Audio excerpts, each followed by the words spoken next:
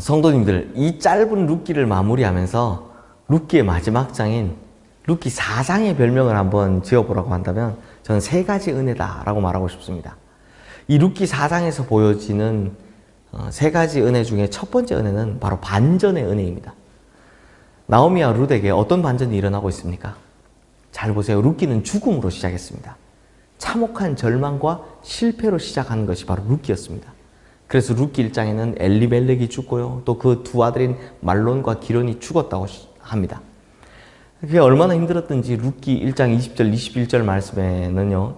나오미가 나를 나오미라고 부르지 말라고, 마라라고 부르라고, 이는 전능자가 나를 심히 괴롭게 하셨다고, 내가 풍족하게 나갔더니 여호와께서 내게 비어 돌아오게 하셨다고 막 징벌하셨다, 괴롭게 하셨다 하는 그런 나오미의 고백이 나옵니다. 나오미 원래 이름의 뜻이 즐거움이라는 뜻인데요. 이게 얼마나 힘들었던지 이제는 마라, 즉 괴로움, 쓴맛이라는 뜻을 가진 마라라 부르라 라고 했죠. 그런데 오늘 본문인 룻기 4장에 이르러서는 죽음이 아니라 새 생명이 탄생하는 이야기가 나옵니다. 오늘 본문 13절, 14절 말씀 우리 함께 보겠습니다. 이에 보아스가 룻을 맞이하여 아내로 삼고 그에게 들어갔더니 여호와께서 그에게 임신하게 하심으로 그가 아들을 낳은지라. 여인들이 나오미에게 이르되 찬송할지로다. 여호와께서 오늘 내게 기업 물을 자가 없게 하지 아니하셨도다. 이 아이의 이름이 이스라엘 중에 유명하게 되기를 원하노라. 그러므로 단절되고 끝났을 것으로 생각했던 곳에서 하나님의 반전의 역사가 일어났음을 보여주고 있는 겁니다. 이처럼 나오미에게 주어진 대반전의 은혜가 드러나는 거죠. 그러니까 1장에서는 울며 참담한 고백을 했던 나오미가요, 4장에서는 주님의 풍성하심을 노래하며 찬양하고 있는 겁니다. 성도님들, 인생 살아보면 그 과정이 얼마나 힘들었느냐 하는 것보다 그 결과가 어떠하느냐가 중요하더라고요. 과정도 중요하지만 보통 힘든 일에 대해서는요, 너무너무 힘들었는데 결과가 좋으면 다 모두들 그거 행복해 하더라고요. 뭐 고3 때는 수험생 때 뭐 4당 오락이라고 4시간 겨우 자면서 힘들게 공부했지만 원하는 대학에 가면 너무너무 행복하죠. 또 취업을 준비하던 청년들이 힘들게 준비했지만 취업을 자기가 원하는 곳에 취업하면 그게 나중에 행복한 겁니다.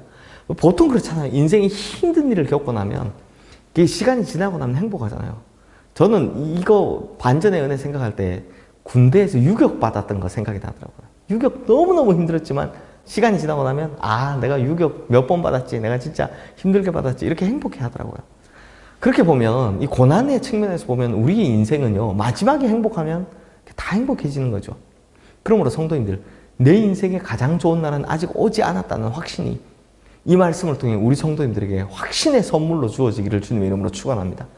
그래서 지금은 힘들고 어렵더라도 인생의 대반전의 역사를 꿈꾸고 반드시 이후에는 하나님께서 준비해 놓으신 그 대반전의 역사를 경험하는 우리 성도님들의 인생 되시기를 주님의 이름으로 축원합니다. 두 번째 은혜는 사명 회복의 은혜입니다. 오늘 보면 16절 말씀 함께 읽겠습니다. 나오미가 아기를 받아 품에 품고 그의 양육자가 되니. 나오미는 이 며느리인 룻의 아이를 낳는 이 기쁨을 맛보고 누리게 됐습니다. 그런데 거기서 그치지 않고 이 아이의 양육자가 되었다고 합니다.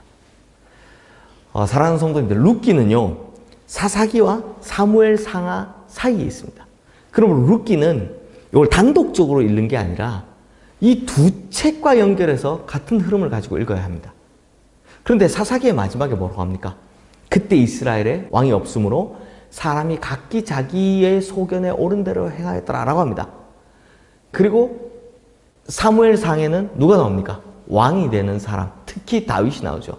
그러므로 룻기는 이제 다윗이 왕이 되는 이 사무엘상 앞에 과정을 설명하고 있는 겁니다. 그러므로 왕이 없었던 문제에 대한 해답이 여기에 있는 거죠. 그래서 오늘 본문 17절 말씀 우리 함께 보겠습니다. 그의 이웃 여인들이 그에게 이름을 지어주되 나오미에게 아들이 태어났다 하여 그의 이름을 오벳이라 하였는데 그는 다윗의 아버지인 이새의 아버지였더라. 그리고 족보가 쭉 나오다가 22절 말씀에 룻기 마지막으로 다윗의 이름이 나오며 끝이 납니다. 이게 무슨 말입니까? 지금은 룻이 낳은 이 아이를 잘 양육하는 것, 이게 하나님께서 주신 사명이라는 겁니다. 그러므로 사사기에서 던진 문제에 대한 해답을 완성하기 위한 하나님의 성취를 기대하면서 해야 할 사명이더라라는 겁니다. 그러므로 모든 것을 잃어버린 듯한 룻기 1장에서 룻기 4장은요, 그 사명을 회복시키는 것으로 끝이 나더라라는 것이죠. 사랑하는 성도님들, 모든 것을 잃어버린 듯 할 때 결코 하나님의 역사하심을 포기하지 마십시오. 그러면 하나님께서 우리의 사명을 회복시킴으로 이 모든 문제를 해결해 나가게 되실 줄로 믿습니다. 마지막으로 룻기 4장에는 한 사람을 향한 하나님의 은혜가 드러납니다. 룻과 나오미에게 주어진 대반전의 역사 배후에는 하나님이 계셨습니다.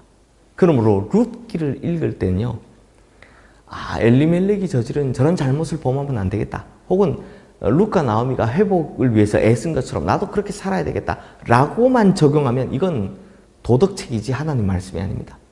룻기에는 엘리멜렉도 나오고 나오미도 나오고 룻도 나오고 뭐 보아스도 나오지만 결국 룻기의 주인공은 누구냐? 하나님이십니다. 엘리멜렉의 실패를 들어쓰신 하나님, 아무리 발버둥 쳐도 회복할 수 없던 절망의 구렁텅이에 빠졌던 룻과 나오미를 건져내신 하나님, 또한 룻과 보아스를 통해서 다윗의 계보를 잇게 하신 하나님, 이 사사기의 문제를 해결해 주신 하나님, 이런 하나님을 볼 수 있는 눈이 필요하다라는 겁니다. 결국 이런 관점에서 룻기를 보면 하나님께서는 한 사람의 회복에 집중하시는 하나님심을 볼 수 있게 됩니다. 그러므로 우리 성도님들, 하나님은 우리 성도님들 한 사람 한 사람에게 관심이 있으시고 집중하고 계신다는 겁니다. 우리 성도님들 한 사람 한 사람을 회복시키시고 바로 우리 성도님들을 통해 하나님의 역사가 이루어가기를 원하고 계신 겁니다. 그러므로 우리가 이 상황에 집중하는 것이 아니라 하나님께 집중해야 합니다. 그러면 하나님께서 우리에게 그 따뜻한 손을 내밀어 주시고 우리를 회복시키시며 우리로 사명의 자리로 옮겨주실 줄 믿습니다. 기도하겠습니다.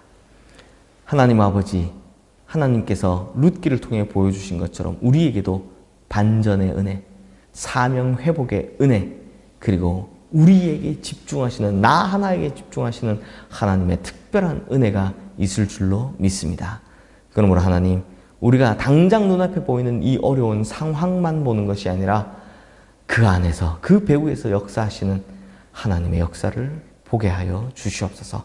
예수 그리스도 이름으로 기도드리옵나이다. 아멘.